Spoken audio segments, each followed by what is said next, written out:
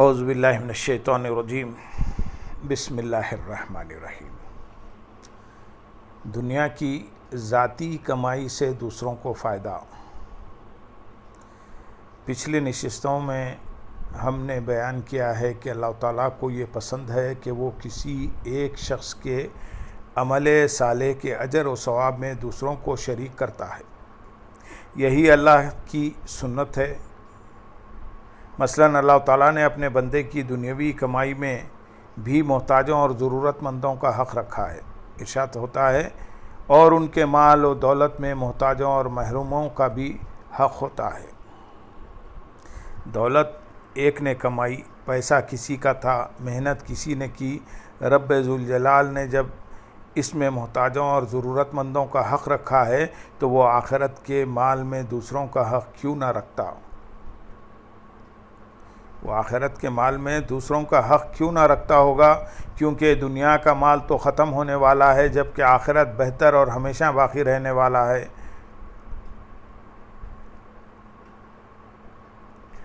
سورۃ الاعلیٰ آیت نمبر 17 میں ارشاد باری تعالیٰ ہے، حالانکہ آخرت کی لذت و راحت بہتر اور ہمیشہ باقی رہنے والی ہے۔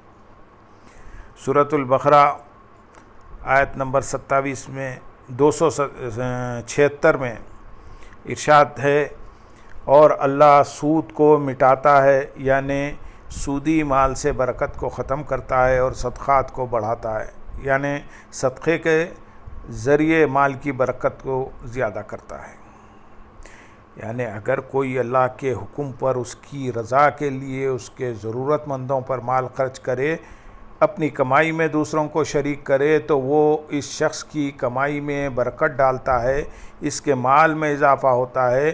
تو وہ ذات جو اس دنیا کے مال میں اوروں کو شریک کرنے پر اضافہ کر دیتی ہے، وہ ہمارے عمل کے اجر و ثواب میں اوروں کو شامل کرنے پر اس میں اضافہ کیوں نہ کرتی ہوگی؟ حقیقت یہ ہے کہ وہ ذات ضرور اضافہ کرتی ہے۔ آپ اپنے عمل کے اجر و ثواب میں جتنوں کو شامل کرتے جائیں گے، اتنا ثواب اور اجر کا دائرہ بڑھتا جائے گا۔ نماز جنازہ سے میت کو فائدہ۔ نماز جنازہ ایک ایسا عمل ہے جو مرنے والا خود نہیں کرتا، بلکہ دوسرے زندہ مسلمان جنازہ پڑھتے ہیں۔ حمد و ثنا، درود شریف اور مرنے والے کے لیے دعائے مغفرت کرتے ہیں۔ مرنے کے ساتھ ہی اس کا عمل والا نظام تو منقطع ہو جاتا ہے۔ اب اگر زندہ انسانوں کا نماز جنازہ پڑھنا دعا اور عبادت میں اس کی بخشش و مغفرت کا سبب نہ ہو، اس کی بلندی درجات کا سبب نہ ہو اور اس کے لیے فائدہ اور نفع کا باعث نہ ہو، تو پھر نماز جنازہ کا عمل بے سود اور بے معنی ہو جائے گا۔ حقیقت یہ ہے کہ میت کو اس کا فائدہ پہنچتا ہے اور پڑھنے والے کے اجر و ثواب میں بھی کوئی کمی نہیں ہوتی۔ حضور نبی اکرم صلی اللہ علیہ وسلم ارشاد فرماتے ہیں کہ مرشد یزنی نے حضرت مالک بن حبیرہ سے روایت کی ہے کہ رسول اکرم صلی اللہ علیہ وسلم نے ارشاد فرمایا، کوئی مسلمان ایسا نہیں کہ اس کے جنازے پر مسلمانوں کی 3 صفیں نماز پڑھیں مگر یہ کہ اس کے لیے جنت واجب ہو گئی۔ عالم برزخ میں نیک پڑوسی کا فائدہ۔ نہ صرف یہ کہ ایک شخص کی دعا ہی سے کسی کو فائدہ پہنچتا ہے، بلکہ نیک شخص کا خبر میں پڑوس ملنے سے بھی گناہگار کو فائدہ پہنچتا ہے۔ حدیث پاک میں ہے کہ حضور نبی کریم صلی اللہ علیہ وسلم نے فرمایا، جب کوئی نیک مسلمان مر جائے تو روئے زمین کا ایک ایک خطہ اللہ کی بارگاہ میں دعا کرتا ہے کہ باری تعالیٰ اپنے اس نیک بندے کو میرے اندر دفن کر۔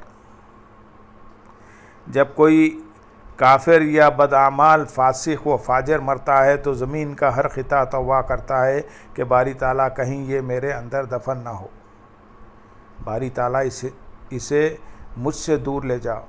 یعنی زمین کی خاک کے ذرے بھی بدبخت سے بدعمال سے گریز کی دعا کرتے ہیں۔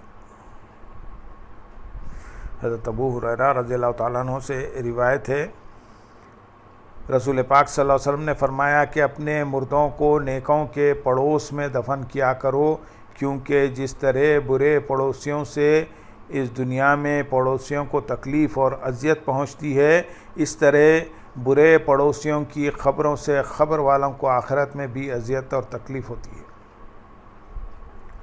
کیونکہ جب عذاب اترتا ہے تو اس کے عذاب کے اثرات سے اس کے گرد و نواح کا ماحول متاثر ہوئے بغیر نہیں رہتا۔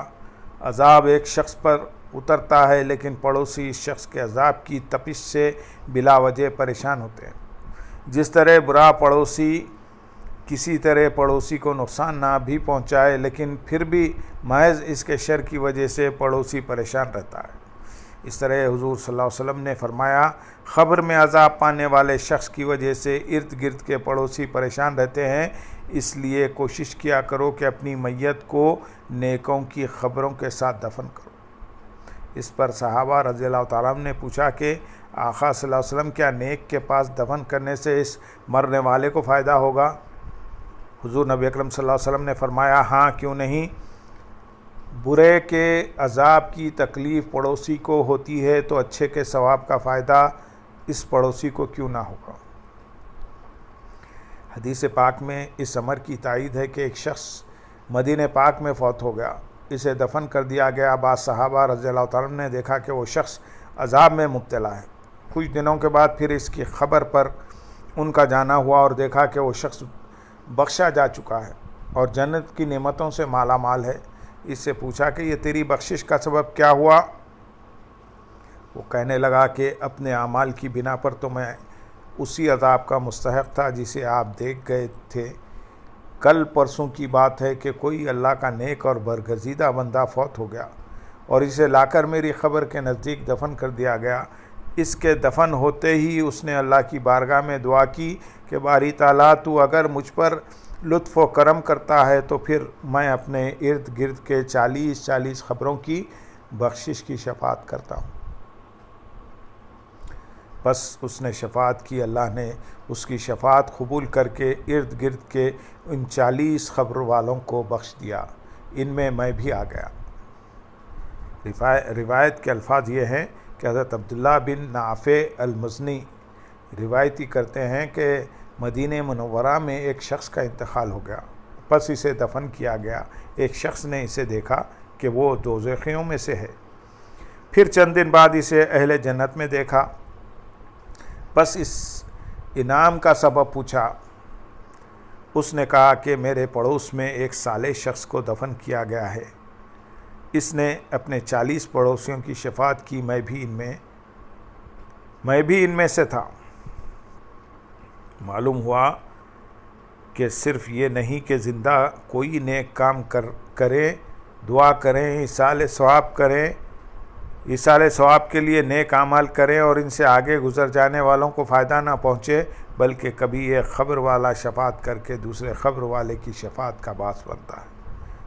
اللہم صلی علی سیدنا محمد وعلی آلہ سیدنا محمد وبارک وسلم۔